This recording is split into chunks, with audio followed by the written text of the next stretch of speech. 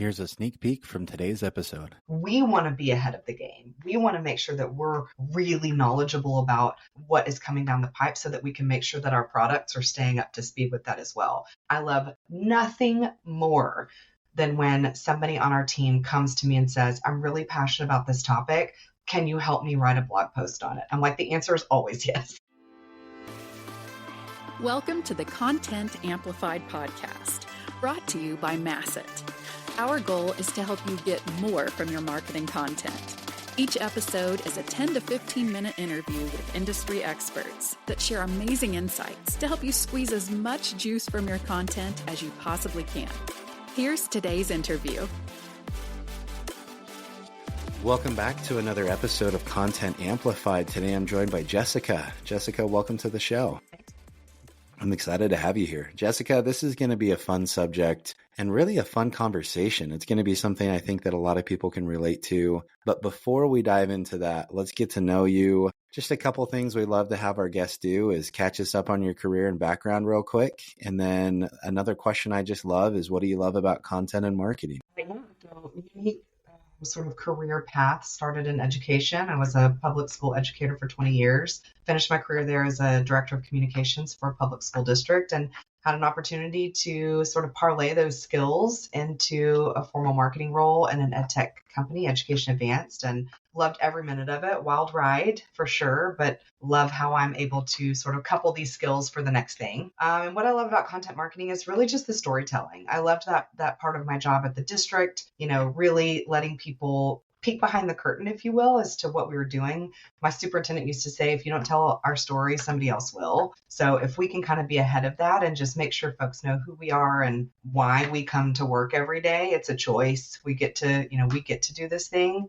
I think that's the part I love the most. That's amazing. Well, with your background, this is extremely relevant. We're really going to talk about how do we have some empathy and really care about our audience, and how do we communicate with them, the different formats, all sorts of stuff. What's really cool, Jessica, you're in a unique position where you have a lot of internal experts that come from industry. Like, how much of your company actually comes from the industry? Yeah, half of our company came from the world of education. They have sat in the seats of all of the people that we're trying to help. They have a deep understanding of those challenges. They have decades of experience. They have, lots of titles behind their names. So I think it lends itself to the empathy and to the credibility when we are going out and try to deliver a message. I love that. So you're already starting ahead. You have people that just naturally care about the space, people that they love, they feel the pain of the industry and everything you're trying to solve. How does that translate properly into your content and marketing? How are you showing people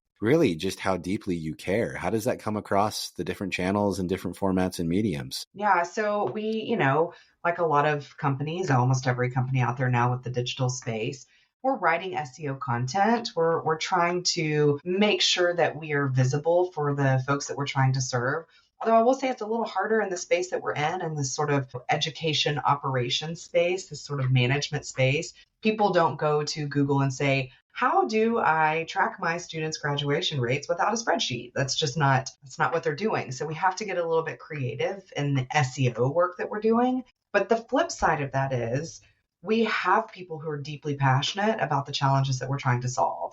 And so when someone comes to me and says, there's state testing changes that are coming through in the legislature in Indiana or in Ohio, here's what we're reading, here's what we're hearing.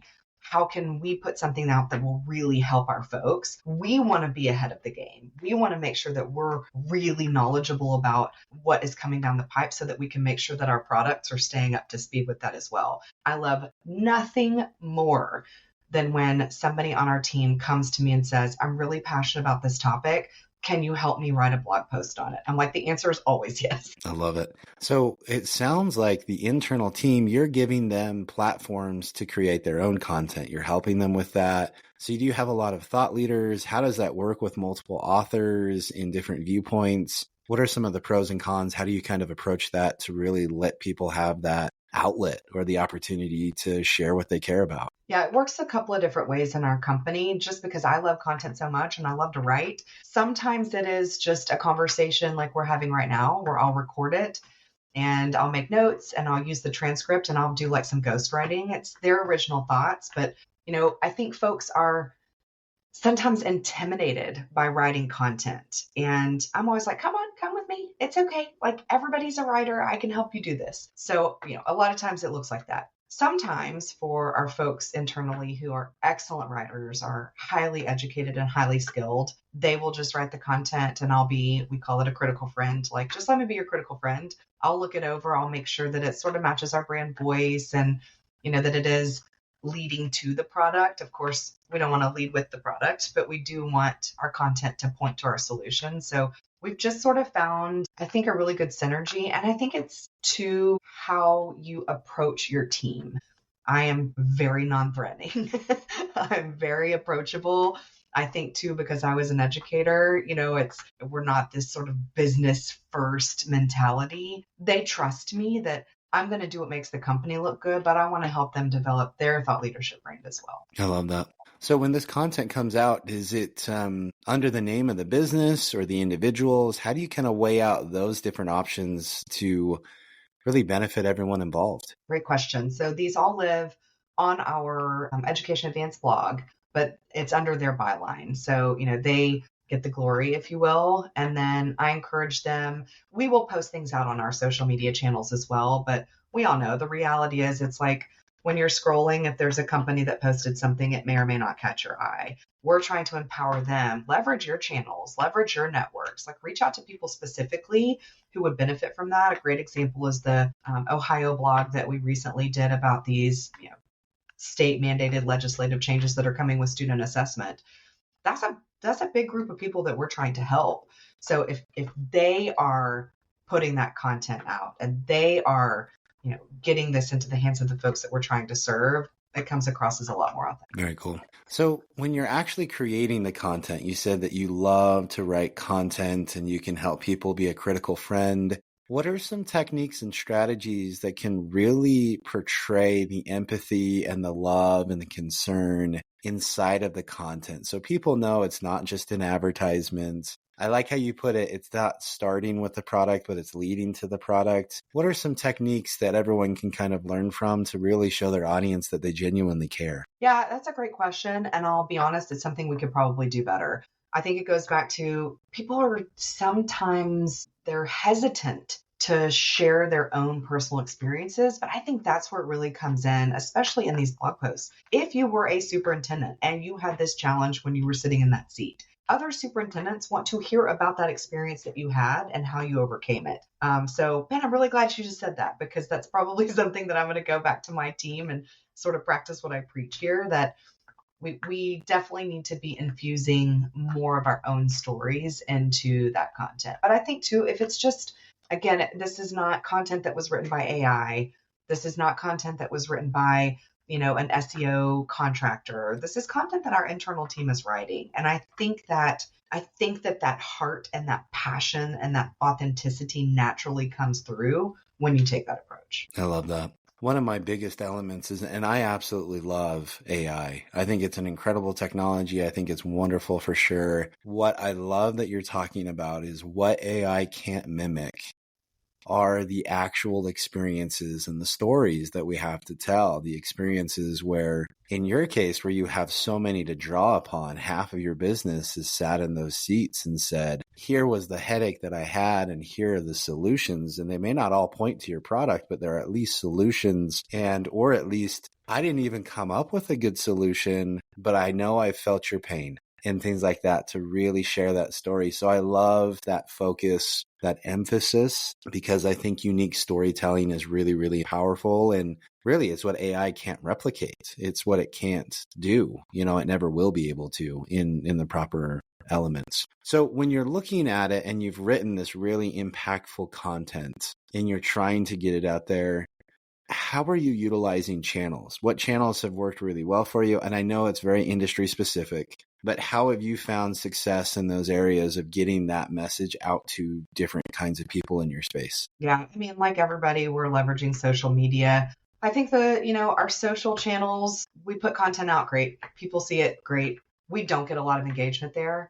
I think the place where we see the most engagement is in our webinar series called Conversations with Educators. And so if we know that there are these themes that we can talk about, having our internal teams who were those personas, and then inviting current clients or thought leaders in the space to come be a part of the conversations. That's where the real good stuff is. That's where the good conversations come. And not just for the live webinars. Those are great, wonderful. We love those too. But then that becomes an on-demand webinar that our sales team can leverage. And then we can, all the derivative content that comes from that, the social posts, the quotes, the follow-up blog posts, the case studies, all those things. So webinars, I think, is our most important channel this year. It's air quotes free.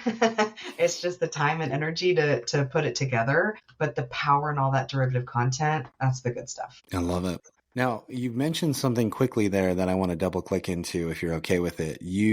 Often we think about webinars, and depending on the nature of the webinar, sometimes they're more considered top of the funnel content. But you just mentioned that your sales team is able to leverage those as well. How are you feeding this content to your sales team? How are they leveraging what you have? How is that making an impact, and where does that play a role? Yeah, gosh, and this is a big conversation that we're having right now around sales enablement and content. So in terms of how we're enabling the sales team with that, a lot of times it is writing the copy for their outreach, whether it's a call script or an email that they can send, reminding them that we have all of this great content. Like if we have to do a cold call, if we have to do a cold email, please, for the love, make sure that you're adding value with sharing some of the content that we've created because we have such a wide body of it.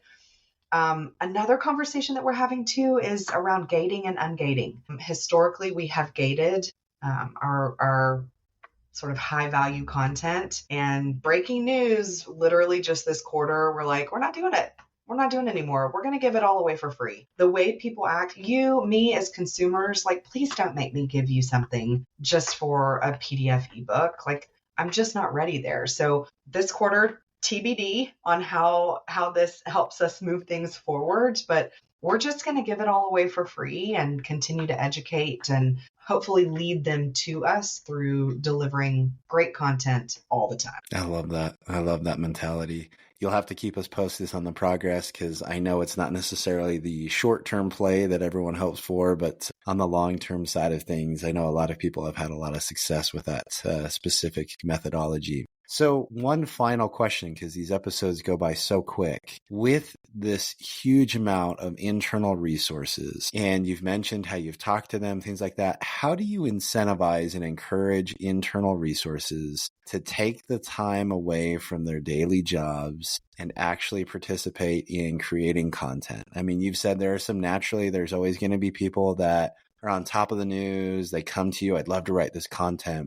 What about those others that may not be so eager? How do you approach them? How do you incentivize them? How do you encourage them and get them amped up to say, yeah, I want to participate. I want to put my name out there and I want to contribute. How do you kind of approach that? Yeah, a great example of this is a couple of weeks ago, I shared an article with our sales team, like, hey, ran across this in one of the listservs, like it might be something interesting that you can use when you're doing outreach. And one of our sales team members responded with a really long, passionate response to this article. And I was like, hey, can I set up a call? Like, I'd love to just talk a little more about your thoughts on that. You're clearly, it's really important to you. It was around career and technology education and college and career readiness. And he and I just got on a call and I recorded it. And that was one of those situations where it's like, he was maybe not comfortable sitting down and writing a full piece, but he definitely had a voice and he had an opinion.